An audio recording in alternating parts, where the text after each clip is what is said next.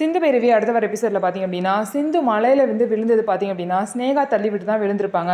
அது மட்டும் இல்லாமல் ஸ்னேகா தள்ளி விடலை, சிவா தான் வந்து தள்ளி விட்டார் அப்படின்னு வந்து ஸ்னேகாவோட ஆளுங்க சொல்லியிருப்பாங்க. அந்த ஆளுங்களை வந்து பார்த்திங்கன்னா சிவா வந்து கண்டுபிடிச்சிட்டு இதுக்கு பின்னாடி யார் இருக்கா அப்படிங்கிறதையும் சிசிடிவி மூலியமாக கண்டுபிடிச்சிடாரு. இதனால சிந்துவை தள்ளிவிட்டது ஸ்னேகா அப்படிங்கிறது கன்ஃபார்ம் ஆயிடுது.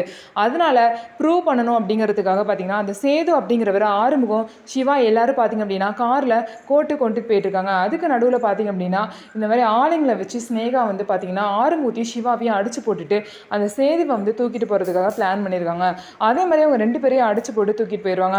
ஆனால் பார்த்திங்க அப்படின்னா சிசிடிவி கேமராவில் மாட்டிப்பாங்க. என்னதான் அவங்க வந்து ஆளை வந்து கடத்தினாலுமே அந்த சிசிடிவி கேமரா பார்த்திங்க அப்படின்னா நல்லபடியாக சேஃபாக வந்து கொண்டு வந்து போலீஸ்கிட்ட காமிச்சிருவாங்க.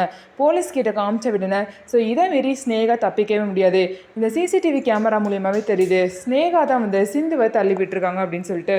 இதுக்கப்புறமும் ஸ்னேகாவை யாரும் காப்பாற்ற முடியாதுன்னு சொல்லிட்டு ஸ்னேகாவை தூக்கி ஜெயிலில் வச்சிடறாங்க. ஸோ நம்ம வீடியோ உங்களுக்கு பிடிச்சிருந்தா நம்ம வீடியோவை லைக் பண்ணிக்கோங்க. மறக்காமல் நம்மளோட சேனலை சப்ஸ்கிரைப் பண்ணிவிட்டு பாருங்கள்.